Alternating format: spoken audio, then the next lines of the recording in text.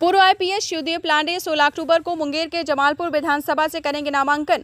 अररिया से भी ठोकेंगे ताल, बोले हिंद सेना लड़ेगी 4 सीटों पर चुनाव। उन्होंने जमालपुर विधानसभा से कटाया एनआर दिग्गजों को देंगे चुनौती।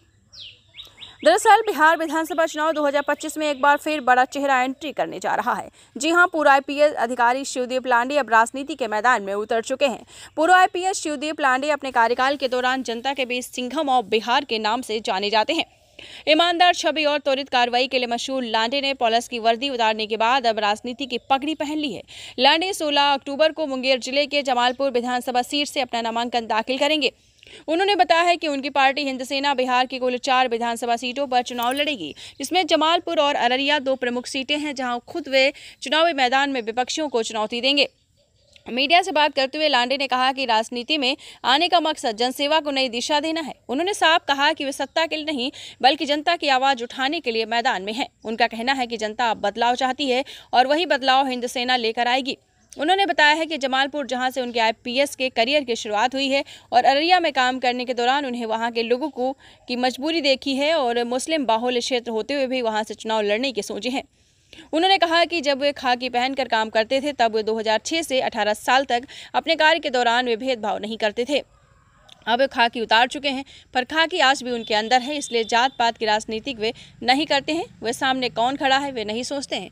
वे जो विचारधारा है जात पात और मुर्गा भात की सबसे ऊपर उठ राजनीति करना चाहते हैं। ये तो आप ही लोगों का प्यार है, आप ही लोगों का विश्वास है, जिन्होंने शिवदेव पांडे को शिवदेव पांडे की एक पहचान दी, एक वजूद दिया। और जिस क्षेत्र में, जिस माटी ने मुझे इतनी बड़ी पहचान दी, मैं उसकी पीड़ा को इसी तरह देखते रह जाऊँ, इतना तो मैं असंवेदनशील नहीं हूँ। मुझे लगा कि नहीं, इस धरती के लिए करना चाहिए, स्पेशली बिहार की माटी के लिए कुछ करना चाहिए। तो इसलिए मैंने रिसिग्नेशन दिया। और जो मुझे यहाँ पे लगा कि एक यंग लीडरशिप की कमी है, एक वैक्यूम है यहाँ पे, जो कि सही मायने में बिहार की दशा और दिशा बदल सके, उस लीडरशिप को खोजने के लिए, उनको मेन स्ट्रीम में लाने के लिए मैं निकल पाया।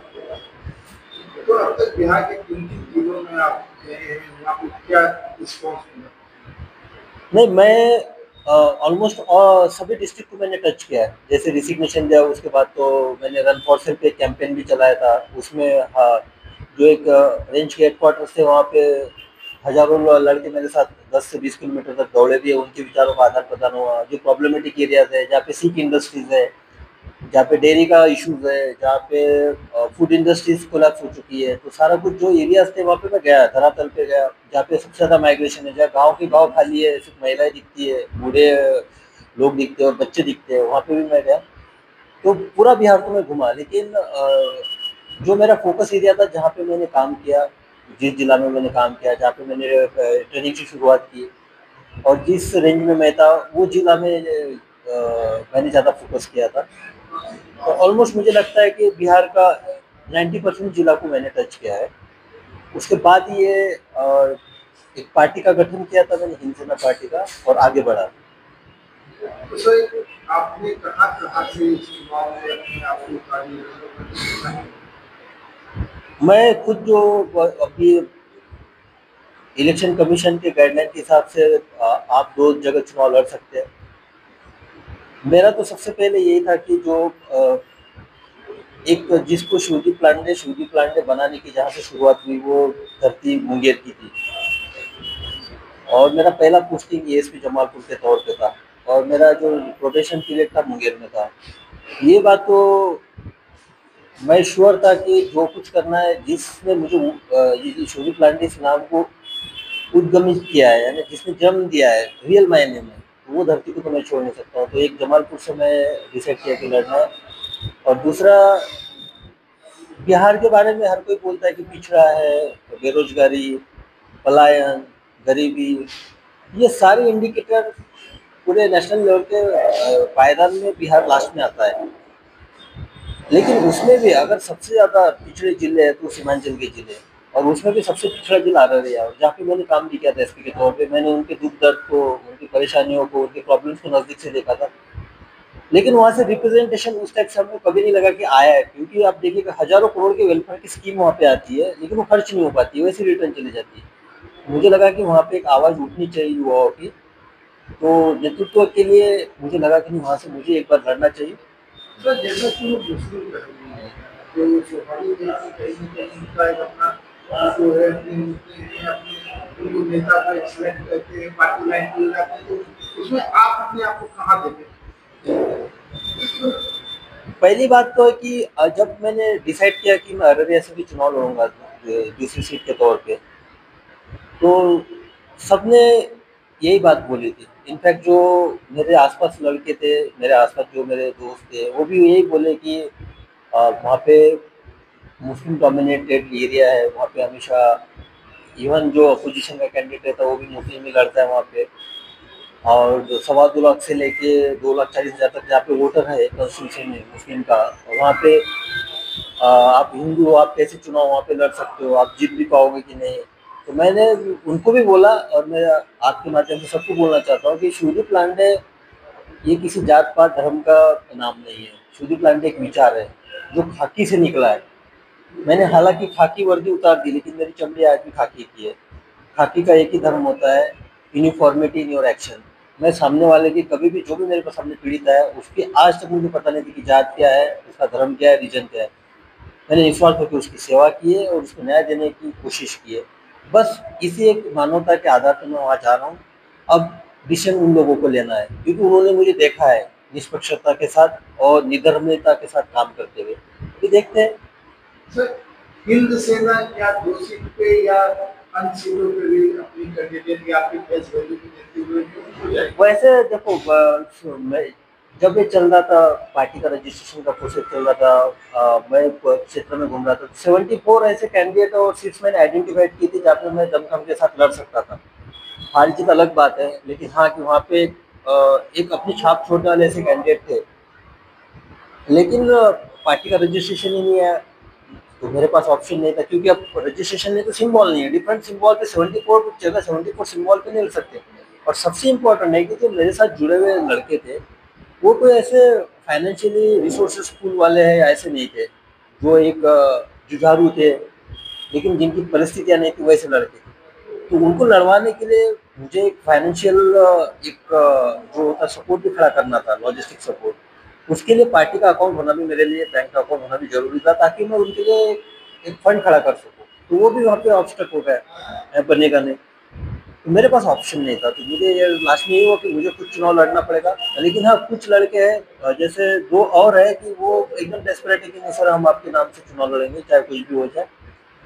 हम नून रोटी खा के भी कर लेंगे प्रचार लेकिन हम लड़ेंगे। तो उनका डेडिकेशन देख के मुझे लगता है कि ठीक है उनको भी मैं मेरे चेहरे के साथ चुनाव लड़ूंगा। तो आप ये बोल सकते हैं कि 4 जगह से मैं इस बार चुनाव लड़ूंगा। एक सवाल उठता है कि आपके सामने जो है जो कहीं न कहीं राजनेता हैं या नेताजी परिवार से बिलोंग करते हैं और मजबूत तो है जैसे एनडीए या महागठबंधन है, तो ऐसे में उनके सामने आप अपने आप को कहाँ देखते हैं?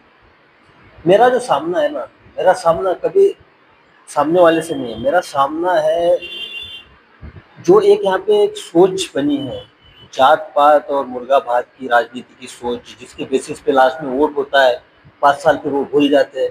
मेरा सामना उस सोच से है, मुझे उस सोच को बदलना है। ये मैं मेरे लाइफ पे हमेशा प्रिंसिपल रहा है। मैं सामने वाले की लकीर को नहीं देखता हूँ कि लकीर उसने कितनी बड़ी खींची है, लकीर में क्या खामियां हैं या क्या पॉजिटिवनेस है, वो नहीं है। मैं सिर्फ अपनी शुद्ध प्लान अपनी एक अलग लकीर बनाता है हमेशा। लोगों को डिसाइड करने दो, दोनों लकीर देखने की कौन सी बड़ी है, कौन सी सही है और कौन सी आगे चल के समाज के लिए हितकारक है। तो क्लास सवाल है आप बिहार से बिलोंग करते हैं, तो बिहार की राजनीतिक स्थिति और बिहार की राजनीतिक स्थिति में क्या अंतर या क्या समानता है? मुझे राजनीतिक तौर पे तो मैं कमेंट नहीं कर पाऊंगा कि क्या समानता और क्या विभिन्नता है, लेकिन हाँ मैं ये बोल सकता हूँ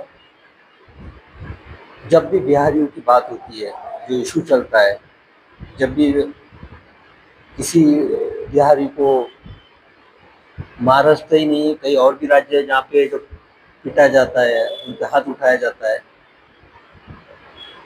तो वहाँ पे पर्टिकुलर जो इस भूमिका में रहते हैं एंटी बिहारी के, उसका छोड़ के जो बाकी के जो है राजनीति वाले वो कोई कुछ बोलता नहीं। कोई कुछ नहीं बोलता है, चाहे सत्ता में हो क्या अपोजिशन में हो, कोई कुछ बोलता नहीं। उसी तरह आप यहाँ पे भी पाइएगा, जब वहाँ पे कोई पिटाई होती है, कोई इशू होता है, आप मुझे बताइए कि यहाँ पे रूलिंग वाले ने या किसी अपोजिशन वाले ने स्टैंड लेके खुल के बोला है, आप क्यों नहीं बोल सकते भाई? तो फिर दोनों में तो वो समानता है कि बिहार की बात, स्पेशली बिहारियों की बात ना यहाँ का पॉलिटिशियन कर रहा है ना वहाँ का पॉलिटिशियन कर रहा है। जो भी कर रहा है वो सिर्फ अपना राजनीतिक स्वार्थ रख के कर रहा है, लेकिन भाई रियल में जो बात है कोई नहीं कर रहा है। इसलिए तो मुझे लगा कि नहीं, ये बात तो होनी चाहिए। तो लास्ट में लोगों से क्या अपने मतदाताओं से या फिर क्या? बस एक ही जो मैंने बोला है, आपकी सोच में आपको बदलाव लाने की जरूरत है। देखिए क्या होता है कि आप नर्मदा के नीचे के स्टेट देखिए, आप नर्मदा नदी के नीचे यानी महाराष्ट्र है, बाद में तमिलनाडु है, केरला है, आंध्र प्रदेश है, तेलंगाना है। तो आप देखिएगा कि वहाँ जीडीपी का जो ग्रोथ रेट है, पर कैपिटा इनकम है, सबको आपको लगेगा सही है, वहाँ पे एक अच्छा है कंपैरेटिवली नॉर्दर्न स्टेट। तो क्यों है भाई? वहाँ के पॉलिटिशियन में ये डर है कि अगर हम 5 साल काम नहीं करेंगे तो हमको जनता हरा देगी, और वहाँ होता भी है। लेकिन यहाँ ये डर ही नहीं है। यहाँ सिर्फ जब सिलेक्शन आता है, समय आता है, तभी वही बात होती है। वो भी टिकट फॉर ग्रांटेड लेते हैं। अभी भी देखिए आप, जो अभी वो देख रहा है, सब वो देख रहे हैं कि किसी इस जात वाले को टिकट मिल रहा है, उस जात वाले को टिकट मिल रहा है, इतना परसेंटेज तो इसके साथ ये आ गया है, इसका प्रवेश हो गया है। तो यही है। बस मैं यही कहूँगा कि ये जो जात पात और मुर्गाबाद की राजनीति से बाहर निकलो भाई एक बार। आप डर पैदा करो कि आपका जो भी रिप्रेजेंटेटिव हार भी सकता है अगर आपके काम नहीं करेगा। बस इतना भी आप डर पैदा कर दिया ना, मुझे लगता है सुदीप लाडने का काम यहाँ पे हो गया है बस।